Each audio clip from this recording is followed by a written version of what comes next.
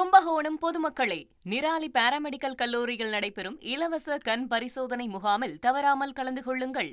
கீழடி அகழாய்வு அறிக்கை குறித்து இந்திய தொல்பொருள் ஆய்வுத்துறையை நாட தமிழக தொல்லியல் துறை முடிவு செய்திருக்கிறது. விவரங்களோடு இணைகிறார் நமது செய்தியாளர் பாஸ்கரன்.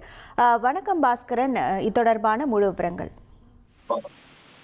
தொல்லியல் ஆய்வாளர் அமர்நாத் ராமகிருஷ்ணன் என்னுடைய கீழடி அகழ்வாய்வு அறிக்கை குறித்து இந்திய தொல்பொருள் ஆய்வுத்துறையை நாட தமிழக தொல்லியல் துறை முடிவு செய்திருக்கிறது. காரணம் என்னவென்றால் 3 ஆண்டுகளாக கிடப்பில் போடப்பட்டிருக்கக்கூடிய கீழடி அகழ்வாய்வு அறிக்கையை வெளியிட நடவடிக்கை எடுக்க வேண்டும் அப்படிங்கிறதா தமிழக தொல்லியல் துறையினுடைய நடவடிக்கையாக இருக்கிறது. இதன் காரணமாகவே கீழடி நாகரிகத்தினுடைய தொன்மை குறித்து ஆய்வு முடிவை 2023ஆம் ஆண்டு ஜனவரி மாதம் மத்திய தொல்பொருள் துறையிடம் வழங்கினார் அமர்நாத் ராமகிருஷ்ணன்.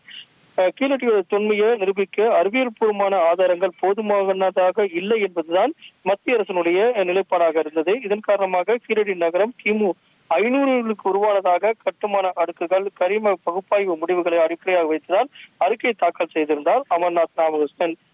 இந்த நிலையில தான் தமிழக தொல்லியல் துறை என்பது மத்திய அரசிடம், மத்திய தொல்லியல் துறையிடம் இந்த கீழடி அகழ்வாய்வு அறிக்கையை வெளியிட்டால் ஏதுவாக இருக்கும் அப்படிங்கிறத மேற்கொள்ளக்கூடிய நடவடிக்கையாகவே தமிழக முதலமைச்சர் விஜய் தலைமையிலான புதிய அரசு அமைந்திருக்கக்கூடிய நிலையில கீழடி அகழ்வாய்வு அறிக்கையை மத்திய தொல்பொருள் துறையிடம் கோரிக்கை வைத்து வெளியிட முடிவு செய்திருக்கிறது அப்படிங்கிறது தான் தற்போதைய தகவலாக உள்ளது.